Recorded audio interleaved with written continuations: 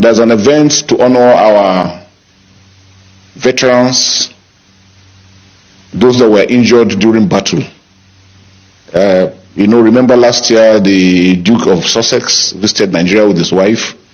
Through the Invictus, they have a foundation that they try to raise the morale of troops all over the world that have suffered one form of deformity or the other in the course of defending their individual countries. So we're supposed to be there. And actually, half of my team have already gone, but unfortunately, the Canadian Embassy, for knowledge best known to them, denied us visa. So I wasn't sure, and so I wanted to be silent about it. But when we couldn't get the visa, I said, this is blessing in disguise. So I'm really very happy to be here. And I think this is just a clear reminder to us that we're on our own, that we need to stand strong as a nation, so that nobody takes us for granted. Thank you for the courage to say that Canada denied you. They can go to hell.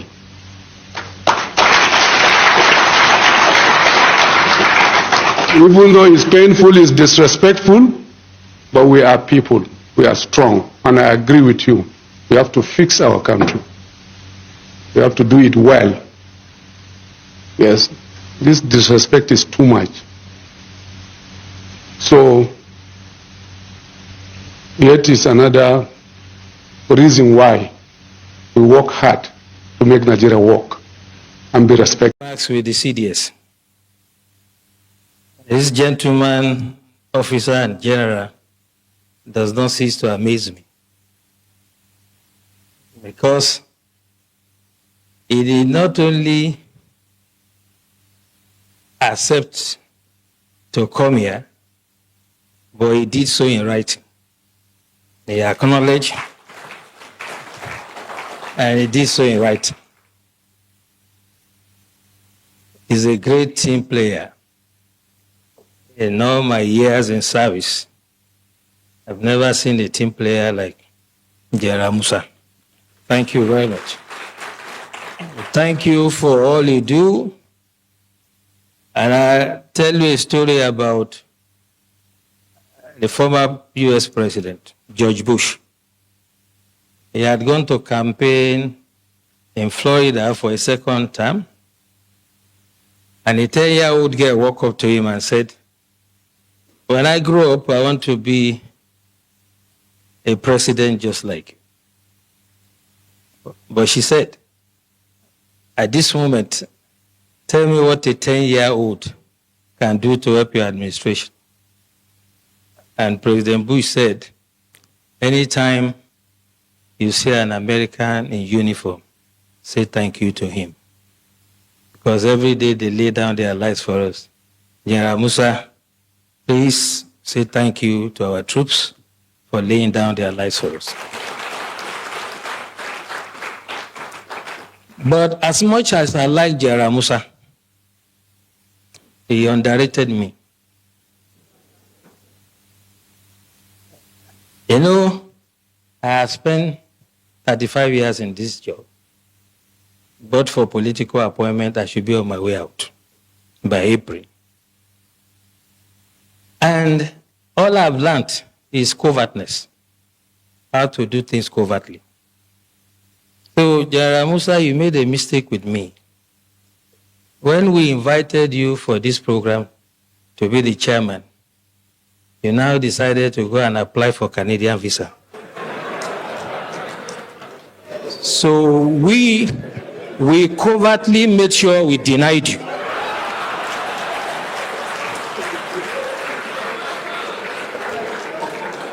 So, my dear General, next time when you hear of DSS,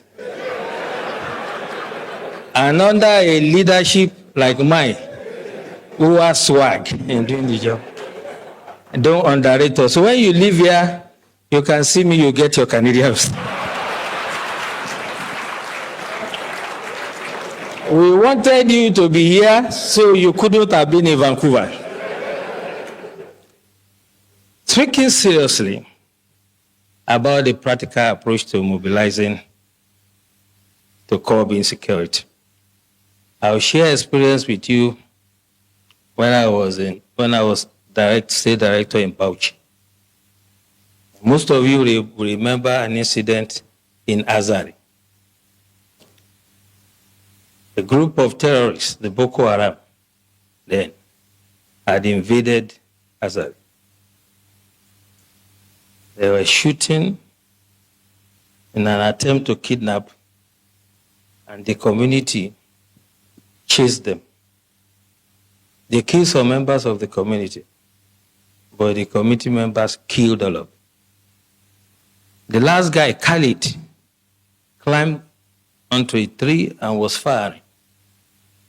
The community stood, they were resilient, and they killed Khalid. Since that day, there has not been one terrorist attack in Azari. As a matter of fact, the former head of state, General Ibrahim Badamasi Babangida, said, and I quote, "If we want to stop or curb this terrorism, we shall emulate the Azari example." Tafawa Balewa also happened to be a local government in Bauchi that was always in flames. And the people of Bogoro and some part of Tafawa Balewa, where the Sayawas are, rose up on one occasion. They knew their terrain better, climbed onto trees and mountains. And when the invaders came, they did not only repel them, they seized their weapons. And since then, you can attest to it that you hardly hear about Tafawa Balewa again. What I'm trying to say, the practical approach to mobilizing people, is that you have to get everyone involved. You do not expect the Nigerian Army, police, DSS, to protect every Nigerian or every community. It is not going to work. In the US, if you visit someone in the house,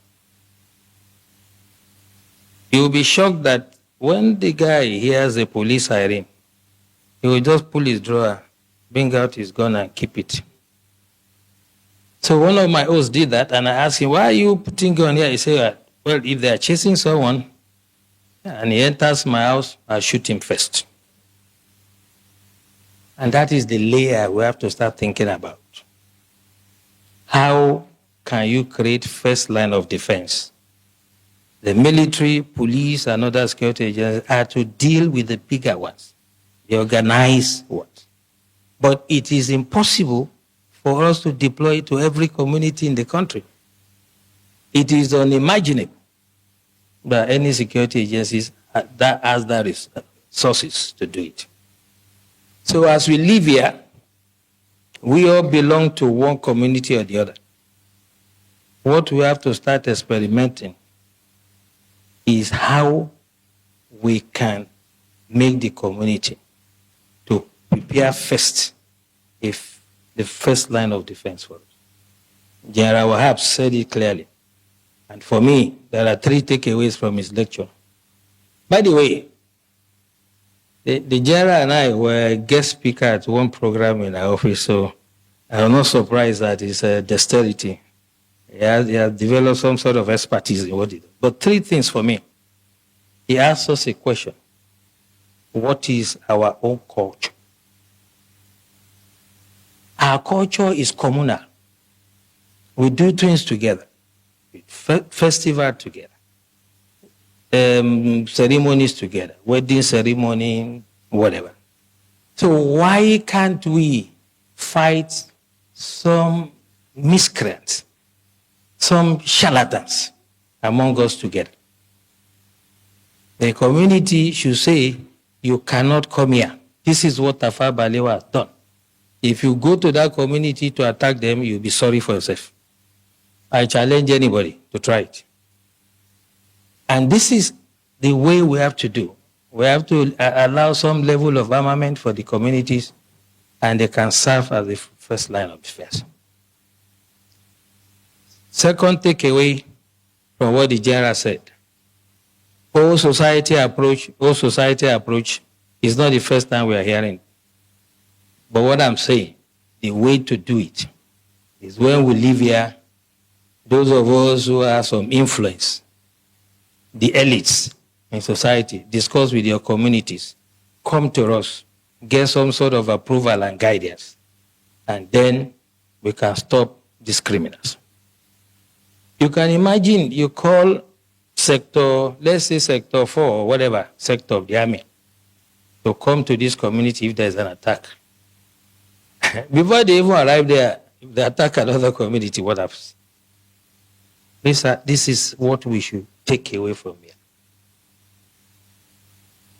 And lastly, he said something very instructive. By the way, I like Osman. He knows who to give time.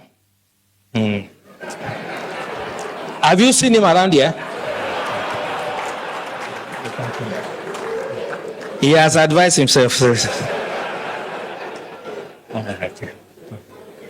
So don't run into trouble like the CDS. Okay, so last thing he said to us, which is quite important, is that we should not make this another talk show. And that's why this is my intervention. That security starts from you. There's nothing that is new. 1870 something, I can't remember. The French Revolution, in the street of Paris, they were beheading people. We've had hijack of plane. We'll forget quickly. We've had the wet ear syndrome. We had so many. There's no Metassini and whatever. There will always be security problem. So when I hear people say this is security in Nigeria, as long as human beings exist, there will be security problem. The issue is the response. We have to take that mentality away. What is the security agencies doing? Who, apart from a tree, knows that they want to come and cut him and remain standing? Only a tree. We have to get the communities to rise and defend themselves first. And the time to start it is now. When you move out from here, I do that every day. I come from a village in Ijebu land, Ogun State, and I talk to my people. I know the level of armament they are entitled to. I know how they organize themselves in quarters. We have 4 quarters.